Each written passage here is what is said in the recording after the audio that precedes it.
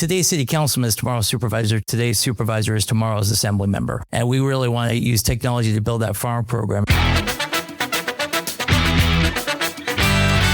Welcome to the Campaign Trend Podcast, where you're joining in on a conversation with the entrepreneurs, operatives, and experts who make professional politics happen.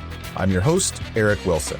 On today's episode, we're sharing a panel discussion I moderated earlier this month at the Leadership Institute's Elect Tech Conference in San Francisco. It was an informative conversation about how technology can be used to provide scale alongside the more conversational tactics that campaigns are embracing. Before we dive in, I want to invite you to become a friend of the trend with an optional subscription of just $10 per month. You'll be helping me cover the costs associated with running Campaign Trend, like hosting, email marketing, and podcast editing. Friends of the Trend are also listed on our website, show notes, and emails. Visit campaigntrend.com/friends, that's FRIENDS, to join. Now, enjoy the conversation. So why are we here? This is the problem facing campaigns. It's harder than ever to reach voters. If all of the old stuff that we were doing still worked, we wouldn't need to be here talking about technology. The way we ran campaigns as mass marketing exercises are no longer effective. So we have to look at new methods, new technologies, new platforms. It's why we see social media becoming an important part. We see streaming becoming an important part. But those aren't perfect solutions. Voters' attention is fragmented across multiple different platforms for media services. So they didn't just cut the cord and leave the 3 broadcast stations and the cable channels to go to one streaming service.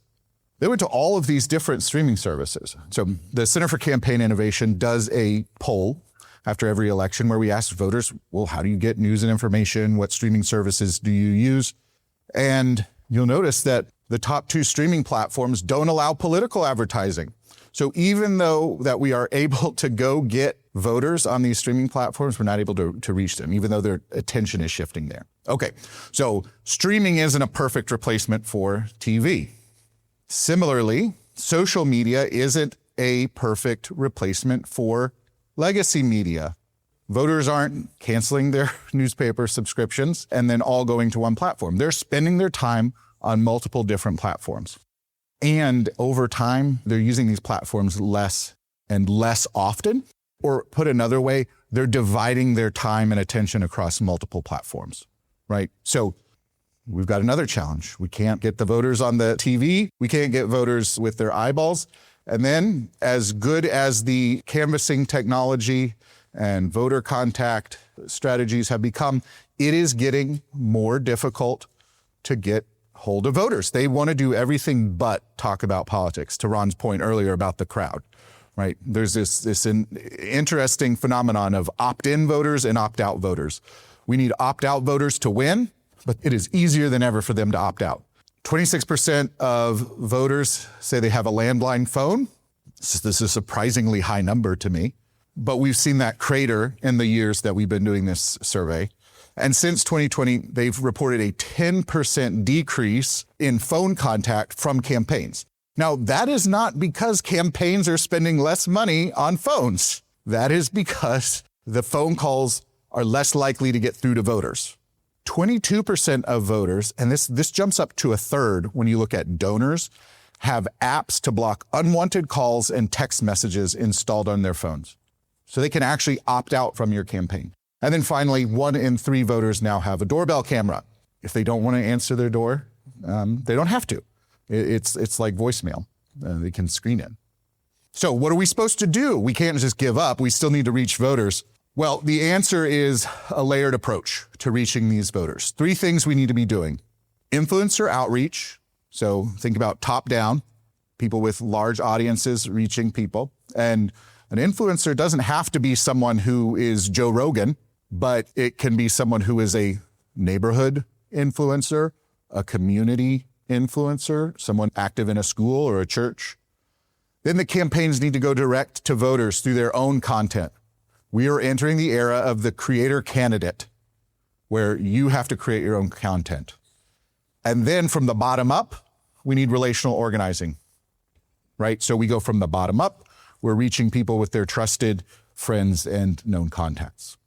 All right, so reaching voters through trusted influencers. We found that 25% of voters say they follow influencers and content creators on social media.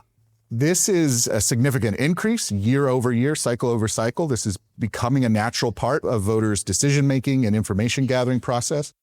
Podcasts. This was really exciting to kind of track this data over the last 3 elections, and we've been polling. A third of voters listen to podcasts for news and information about politics on a weekly basis. To put this in context, this is about what we see with your typical cable news channels like a CNN, MSNBC, or Fox News. But therein, again, is this fragmentation problem. Joe Rogan, the most popular podcast in the country, only has 5% of podcast listeners. You think about cable news, you've got 3 channels that you need to go to, maybe a couple more. You cannot do that with podcasts. So again, it becomes more challenging, which is why we have to layer in all of this other strategy. So during the 2024 campaign, Trump was mentioned or appeared on more than 70,000 podcasts compared to just 12,000 for Kamala Harris. So we're starting to get this idea that there is a proxy for effectiveness and reach with volume. But we can't just rely on other people to share our message. We've got to rely on ourselves. 64% of voters said they watched videos of or about candidates online, and 60% said they searched online for information about a candidate or the election.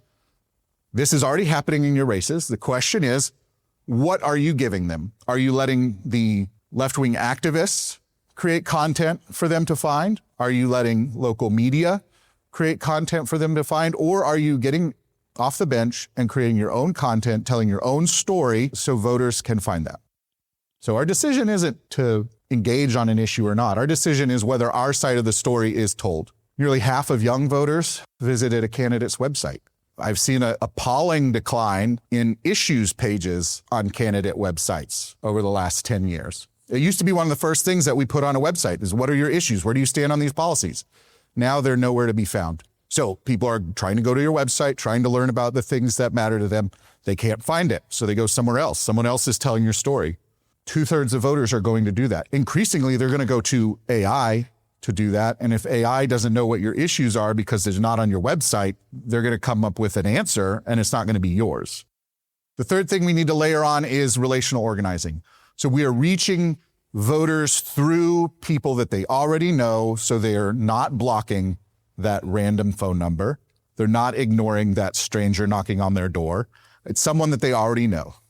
Lauren mentioned a field test we did in Florida. We targeted low propensity voters. So these are people who were unlikely to vote at all. We were able to turn them out by a full 8.6 point increase with relational organizing compared to when we just sent an anonymous text. They're already doing this. Voters are already talking to their coworkers and friends about whom to vote for. And another thing that we've been tracking over the years is 30% of voters said that someone that they know personally reached out. So we know that the Democrats are really good at this, and that's where we're seeing the growth come from. 30% of voters are getting relational contact from somebody they know that is not being driven by our side, it is being driven by the other side. So we're kind of late to the game. We've got to get in the fight. All right, so there are 3 things that we need to be doing to layer on how we reach voters, go direct to voters. First is that influencer outreach, top down, those trusted voices that people are already listening to. Second, coming direct to the voter from the campaign, creating our own content, becoming creator candidates. And then the third is relational organizing from the bottom up.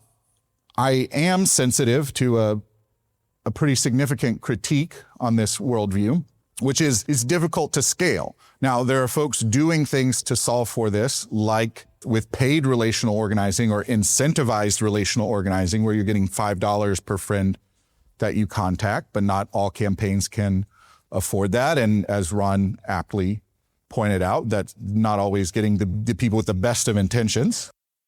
Podcasts. We can't all get on Joe Rogan. And even if we did, it's not going to reach all of our voters. So podcasts become very difficult to scale.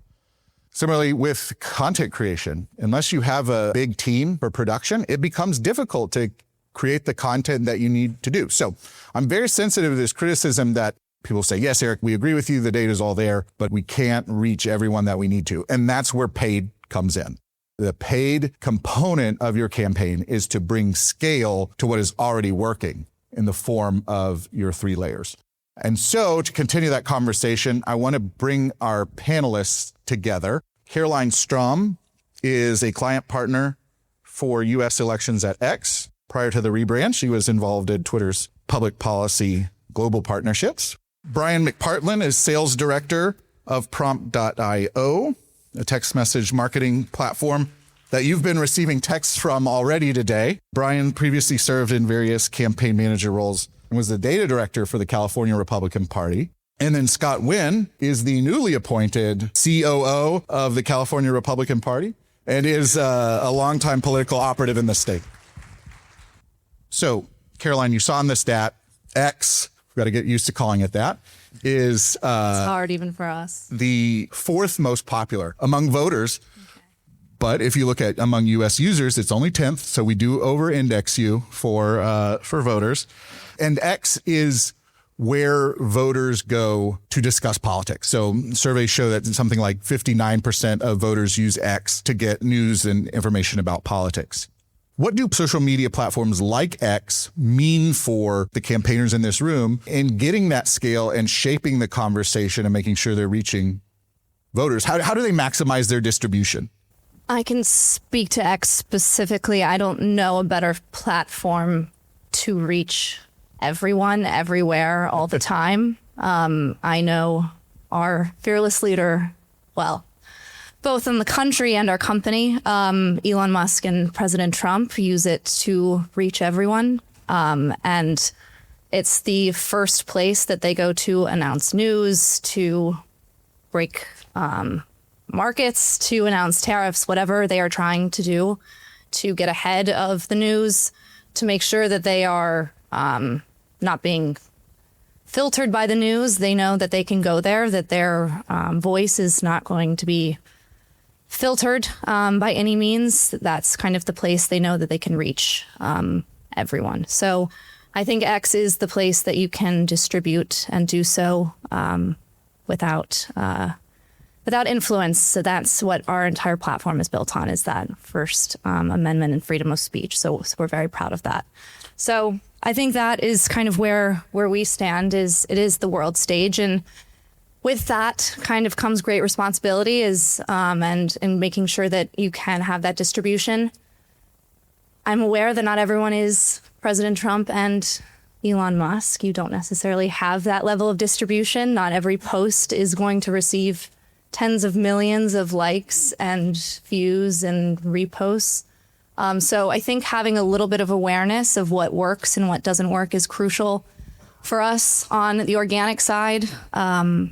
Knowing how the algorithm works, 2 things is the engagement and relevance. So making sure that you're creating posts that are going to speak to people on an engagement level, posting like a human talks, that authenticity that you spoke to. They don't want to necessarily see an entire press release. They're going to kind of keep scrolling right past that. Engage people, ask questions, be thoughtful. And then with relevance, talk about the issues of the day. Egg prices were up last year. I think something that at the end towards the election, Right for America, major PAC, they really zeroed in on a message, obviously, that all of us were feeling. At the end of last year, gas prices were up, egg prices were up, housing prices were up, and they were able to distill a very complex issue of all of us were struggling.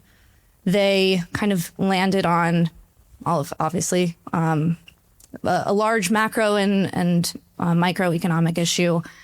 Those kind of 3 major points put it into a larger social strategy, came up with a hashtag of can't afford Kamala, ran kind of this massive social campaign, and I think moved the needle for kind of voters at the last minute of, we just can't do this for another 4 years. And so just making sure that you're able to really speak to that emotional level of people. And then to your point, I think right there at the end of, yes, we're going for mass distribution, obviously, but what we're really trying to do is reach the right people at the right time. And that's really where the paid element comes in.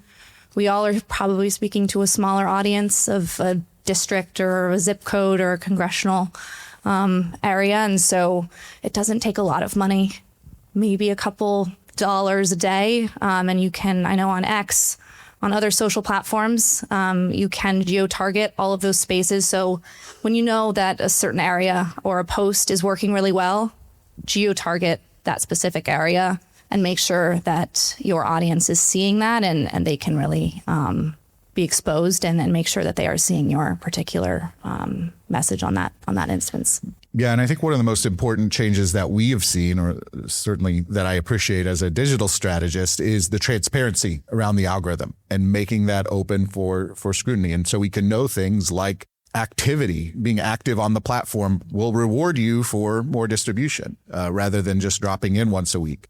Scott and Brian, how important has it been to have X now be in friendly hands as a platform that values free speech and is welcoming more conservative voices? Yeah, I'll just start. I think it's one of the things that I saw in a study semi-recently was, I think before Elon Musk, Twitter was about 2/3 liberal, 1/3 conservative. And since he bought it, it's close to 50-50 now. So it really kind of balanced the voices that are being heard on the platform and makes it where you are actually getting a lot more conservative voices in there and, being able to speak freely. And, the other thing too is just there's been huge changes in social media in general and where they're, filtering out what you can see and in how they're making it more available to see different voices. And, they were previously banning a lot of people and, making it really as a really not really a free speech zone where people could actually express their opinions and have that voice. So I think that, openness and where almost every voice can be heard on there now without threat of being banned for the most part. I mean, it's wildly changed the way we're able to push messaging at large. Yeah, I think the changes that have made at X have been fundamentally increased the ability for people to communicate. I think your growth is because you guys have kind of taken off what I would say the censorship that was there before. I'll give an example right now. I'm going to point to my comms director in the back, Matt Shoup. All morning, we have been posting on X about what's going on in the assembly and really focusing on what's been going on, just the craziness that we see in our state legislature. And, we appreciate that platform is there to do that. And that now we have a much larger audience that we can contact and actually influence people more than we ever before. So I think the changes that have been made at X have given us the opportunity to have a much wider audience to be able to speak to. When I think the people feel that they can speak more freely too, I think it's opened up. And I think people do in real life too. I think there is something that people have translated offline as well as online that is allowed. I think post Elon's takeover, it's really been a transformation. So we mentioned this case study that we did, and I got a lot of criticism from my friends in the peer-to-peer texting industry because it wasn't necessarily a positive result for peer-to-peer. However, I always point out that we use peer-to-peer to recruit all of the people to do the relational organizing. And I'm curious to hear from you about where do you view the role of P2P texting in campaigns where we need the scale, where we need to reach voters who are trying to opt out? How do we balance that reach? And what are some ways that we can bring personalization to those conversations? Yeah, it's a great question. I think the biggest problem in texting is consultants treat texting like mail. I'm going to try to get a message out there. I'm going to try to shove it down their throat. It's another way to push a message out there. But what you do when you do that is you lack the ability to build a relationship with these people. I can't tell you how many texting platforms out there blast out a message and they don't even give you the ability to read the replies. And if you're using a platform like that, then you're not using texting in the right way.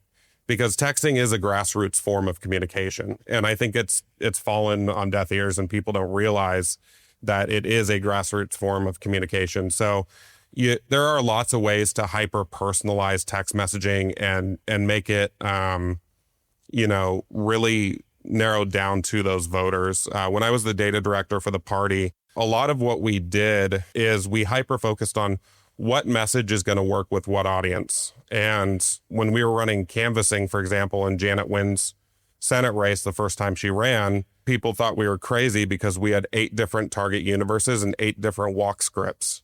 And so Betty could answer the door and get a different script than John. And so like texting is really easy to do that, to micro target, to get down to individual people that you can actually focus the messaging on the issues they care about. And so it's, texting a list of, 100,000 people versus creating 10 different messages to send to 10,000 people each. You're going to get a lot more bang for your buck out of being able to actually personalize that message down to those people, because the one thing people don't realize when they're running for office is just because you're a candidate running for office doesn't mean people care about your issues. I mean, it's just a harsh reality. Everyone says, well, I want to run because I want to change this. What happens if no one in the district cares about your issue?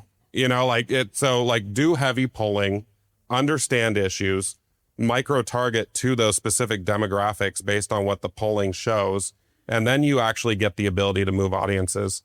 Secondly, I just want to mention there's a lot of ways to do personalization in texts. You can do, put people's first name in there.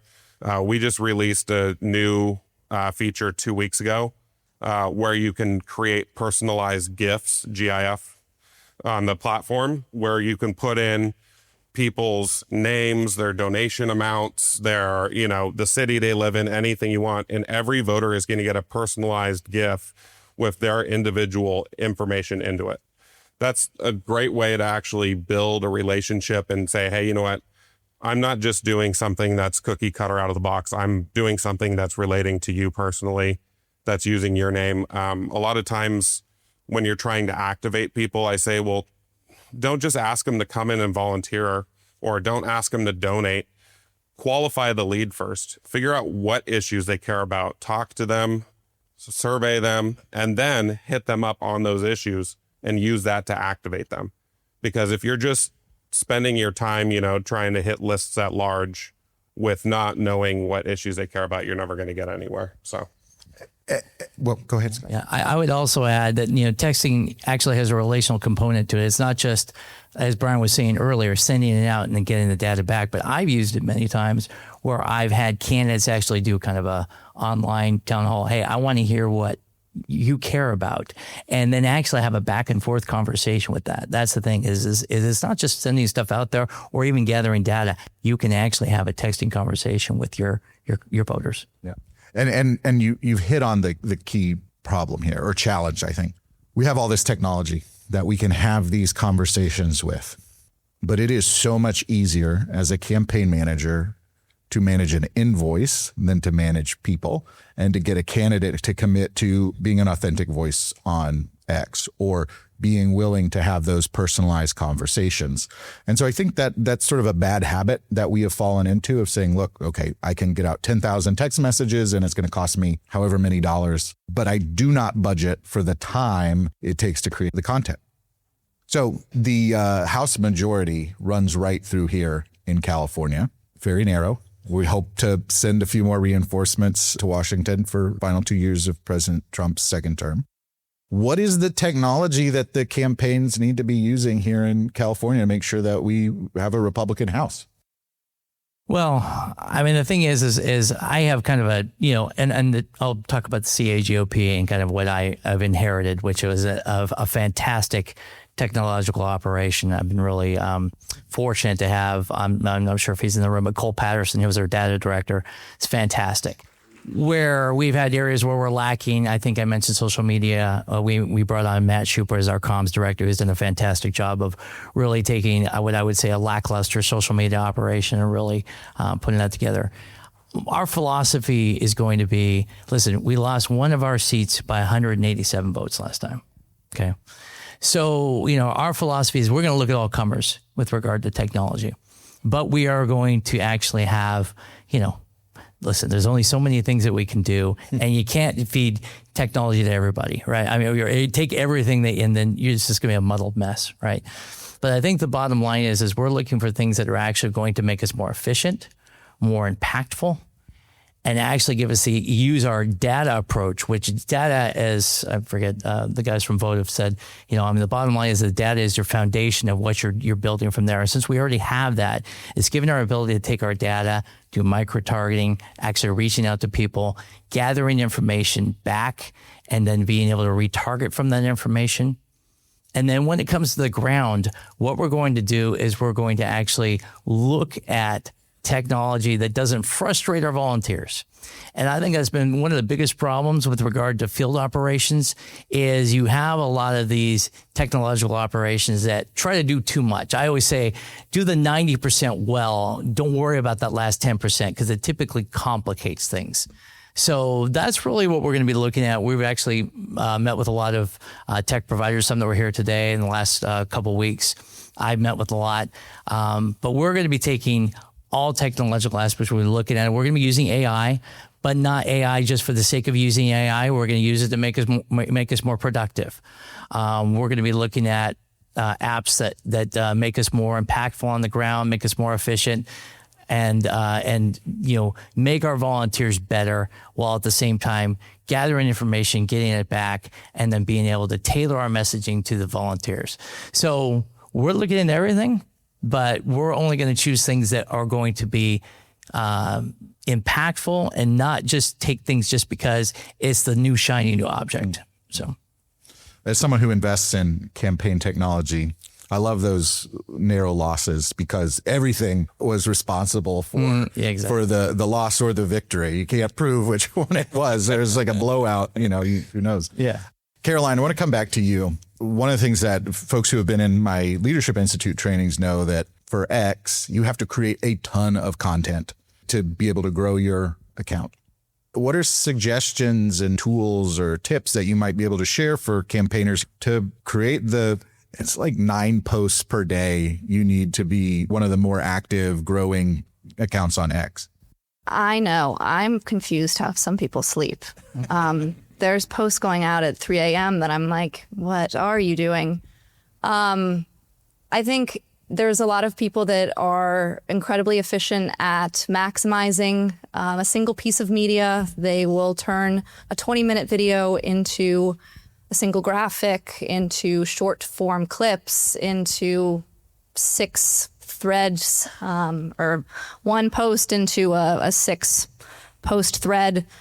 So those are all great. What I would take away for X specifically, because I know X takes a lot of time. If you're an addict like me, it's time well spent. That's what I tell myself. And is Grok. It is incredible. Yes, thank you. Shout out to Grok. We are rolling out a new edition monthly. Again, those people don't sleep either. So it will change your life on composing posts. It will brainstorm for you. Yes, it can compose your posts if you were I want 5 iterations of a single idea on energy policy, or can you clap back at this troll that's coming out? Don't recommend that, but on kind of different ideas that you're looking for, it is an incredible tool, especially if you're looking for 9 posts a day. It'll take a lot of the burden off of you. If you have staff, also, please tell them about it. It will build graphics. I think the Votive team showed you a couple of those graphics. I thought they were pretty accurate. And it will do kind of anything from, it will build out people to if you have kind of anything on a graph, or again, you can really push anything in there, and it's truly incredible. I think they're rocket scientists building that out. The other thing on the back end is it will start to analyze your post. So if you want to improve your performance, you can put in a post that you have already created, and it will tell you, hey, I would recommend doing this going forward, maybe tweak this or do this going forward. So again, like I said, the other hack that I've started to see on the consumer side and the financial services. I like to steal things from kind of corporate entities and apply it to some of our political side. Is you can actually tag Grok into your posts and it will boost your engagement. So if you say, hey, Grok, can you do this? And it will reply and it will engage with you. There was a post this week of someone saying, it was a financial services or some app that was like, hey, Grok, can you randomly select someone who replies to this post? And I will give that person $10,000 when Bitcoin hits $100,000. Obviously, tens of thousands of people started to reply to this post. And then all of those people started to tag Grok asking, did this person mean USD, CAD? What did they mean? And it really caused some lively discussions. That person's engagement went up. Bitcoin never went up to $100,000, so that company is $10,000 richer. But that is kind of a front-end opportunity, and it really caused some interesting discussions. So please, it's free. It's already on your desktop. It's in your app, so it's there for you to tap into and leverage. And like I said, it could be you, I guess, but it's really a pretty powerful tool for X specifically. Yeah, and I think going back to Ron's talk earlier about the core versus crowd, I think a missed opportunity is that we think that once something has been sent out, everyone has seen it. And so in addition to remixing that content, but also repeating it on X. Scott, how have you revamped the X account for CAGOP and what changes have you been making there? Well, I mean, unfortunately, I'm there. Yeah, yeah. I mean, the bottom line from the CAGOP perspective, it was pretty much dormant before. And I, just to throw some statistics. I mean, like I said, Matt's probably the better person to talk about that, my comms director. But essentially, we've had a 500% increase in our engagement and views and other things, 500 to 1,000%, some of the things. So it's been amazing. Like I said, I don't think the party was using X very at all, I guess. But what we've done now is, we're providing, and I think the key about with regard to X, and I think it was brought up before, is really content that actually, is actually going to resonate with people. You can't just throw up anything or just, you've got to make sure that you're actually throwing up fundamental content that people, and what we're finding is that our comms department at the CAGOP has really become a leader in the state with regard to things that are going on at the Capitol and other things. We have a great comms team over there in the legislature too, but we've really taken the lead in that, and we're finding that it's really paying off. That a lot of people are paying attention. We're getting more engagement. We're really excited about it. And the key thing is you've got to keep being good about approvals and not being the bottleneck, right? I'm just guessing. I don't know. So the thing is our philosophy when we got there was like, we're gonna just do stuff. We're going to just get dirty and break things, right? I mean, that's it. And so it's been a little messy, but at the same time, I think it's working out. I think what we're trying to do with all of our digital team is kind of take the handcuffs off. Before, what they were dealing with was a very bureaucratic situation where everything had to be approved. It took a long time.